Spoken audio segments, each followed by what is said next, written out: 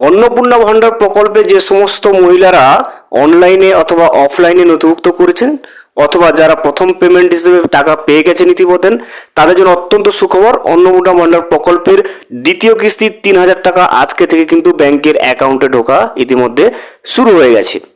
অন্নপূর্ণা ভান্ডার প্রকল্পে আপনি টাকা পাবেন কিনা অথবা টাকা পেতে গেলে আপনাকে কি করতে হবে, আজকে কাদের ব্যাংকের অ্যাকাউন্টে অন্নপূর্ণা ভান্ডার প্রকল্পের দ্বিতীয় কিস্তি 3,000 টাকা ঢুকলো, কারা পাবে কারা পাচ্ছে না, সর্বোপরি আজকে যে অন্নপূর্ণা ভান্ডার প্রকল্পের যে দ্বিতীয় কিস্তির 3,000 টাকা বহু মহিলার ব্যাংকের অ্যাকাউন্টে ঢুকতে শুরু করেছে, আপনি পাবেন কিনা, এই সমস্ত বিষয় কিন্তু আমরা আজকের এই ভিডিওতে বিস্তারিতভাবে জেনে নেওয়ার চেষ্টা করব। Welcome to my YouTube channel. ভিডিওটি দেখার জন্য অসংখ্য ধন্যবাদ।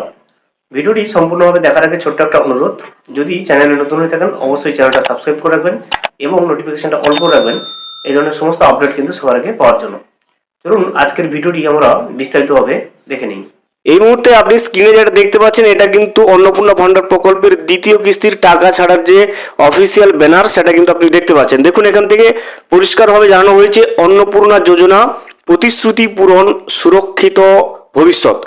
পৌঁছে যাচ্ছে 1.3 কোটিরও বেশি মহিলাদের অ্যাকাউন্টে বেনিফিট ট্রান্সফার। দেখতে পাচ্ছেন জুলাই মাসে যে পেমেন্টটা, সেটা কিন্তু টোটাল 1.3 কোটিরও বেশি মহিলার ব্যাংকের অ্যাকাউন্টে টাকা দেওয়া হচ্ছে সরাসরি ডাইরেক্ট বেনিফিট ট্রান্সফারের মাধ্যমে।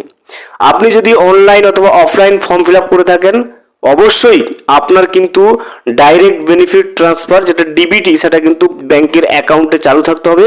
তবে গিয়ে কিন্তু আপনি অন্নপূর্ণা যোজনার প্রকল্পের এই দ্বিতীয় কিস্তির 3,000 টাকা আপনি ব্যাংকের অ্যাকাউন্টে পাবেন, অন্যথায় কিন্তু আপনি পাবেন না।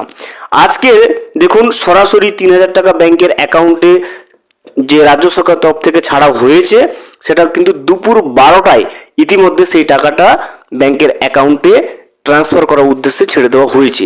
এখনো পর্যন্ত যদি আপনার ব্যাংকের অ্যাকাউন্টে না ঢুকে থাকে, অবশ্যই অপেক্ষা করবেন।